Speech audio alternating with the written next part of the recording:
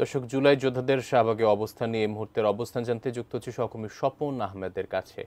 জেনে গেছেন যে জুলাই ঘোষণাপত্র এবং জুলাই সনদের দাবিতে আসলে সকাল 10টার পর থেকে জুলাই শহীদ পরিবার এবং জুলাই যারা আহত হয়েছে তাদের যে সংগঠন রয়েছে তাদের পক্ষ থেকে এই যে শাহবাগ মোড় সেটি একদম অবরোধ করা হয় এবং তখন থেকেই যান চলাচল একেবারে বন্ধ হয়ে গেছে। এখন পর্যন্ত, এখন 5টার বেশি বাজে, এখন পর্যন্ত তাদের আন্দোলন চলছে।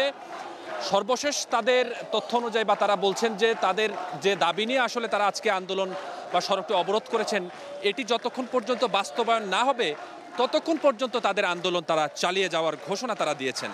তো যখন থেকেই আসলে এই আন্দোলনে তারা নামে, অর্থাৎ এই শাহবাগের যে মোড়টি রয়েছে সেই মোড়টি বন্ধ করে দেয়, তারপর থেকেই কিন্তু এখান দিয়ে যান চলাচল বন্ধ হওয়ার কারণে, যেহেতু সকাল ছিল তখন থেকেই আসলে যারা অফিসগামী মানুষ ছিলেন, যারা পথচারী ছিলেন, যারা এই সড়কটি ব্যবহার করেন তাদেরকে কিন্তু বেশ ভোগান্তিতেই পড়তে হয়।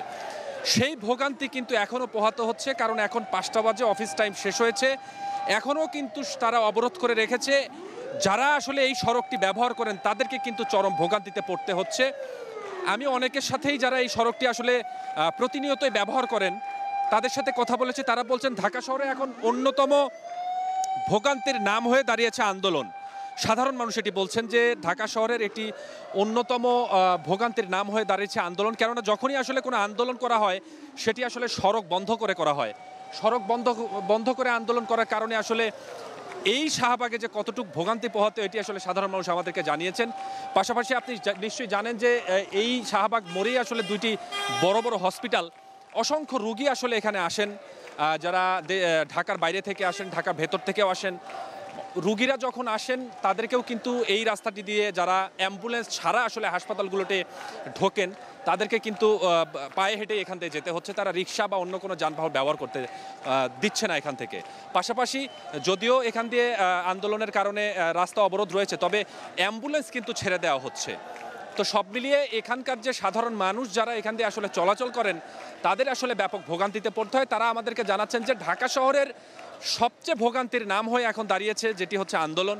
কারণ যখনই যে জায়গাটি আসলে রাজধানীর যে কোনো জায়গাতেই যখন আন্দোলন হচ্ছে তখনই কিন্তু ভোগান্তির শিকার হতে হচ্ছে মানুষকে। তবে তারা বলছেন যে যৌক্তিক কোনো আন্দোলন যদি হয় সেটি সরকার মেনে নিয়ে যদি নির্দিষ্ট একটি স্থানে বা শান্তিপূর্ণভাবে যদি আন্দোলনগুলো কেউ করে তাহলে হয়তো এই মানুষকে আর ভোগান্তি পোহাতে হবে না, বা যারা হসপিটালে আসেন তাদেরকেও আসলে ভোগান্তি পোহাতে হবে না। তো এখন পর্যন্ত আন্দোলন চলছে। কিছুক্ষণ আগেই এই জোনের যে ডিসি ছিলেন তিনি আসলে মাসুদ আলম, তিনি আসছিলেন, যদিও তিনি তাদেরকে 3টা পর্যন্ত এখানে থাকার মতো একটি রিকোয়েস্টই বলা যায় যে করেছিলেন, যে 3টার পরে আপনারা শান্তিপূর্ণ স্থানে যান। তবে সেটি অমান্য করেই আসলে এখানে যারা আন্দোলন চালাচ্ছেন তারা এখানে অবস্থান করছেন। তো পুলিশ প্রশাসন এখনও আসলে এই মোড়ের বিভিন্ন জায়গায় অবস্থান করছেন ছড়িয়ে ছিটিয়ে। তবে যে ভোগান্তি নিয়ে আসলে মানুষের হচ্ছে এটি নিয়ে সাধারণ মানুষ কথা বলছেন। আন্দোলনের যে জুলাই ঘোষণাপত্র এবং জুলাই সনদের যে দাবি নিয়ে আন্দোলন চলছে, সেই আন্দোলন যতক্ষণ পর্যন্ত বাস্তবায়ন না হবে এই আন্দোলন আসলে তারা চালিয়ে যাওয়ার ঘোষণা আমাদেরকে দিয়েছেন। তো আকাশ, এতক্ষণ পর্যন্ত এই ছিল আমার কাছে শাহবাগ থেকে। পরবর্তীতে যদি কোনো ঘটনা ঘটে বা এরা যদি আন্দোলন চালিয়ে যায় তাহলে আমি পরের সংবাদে আরও আপনাকে জানাবো।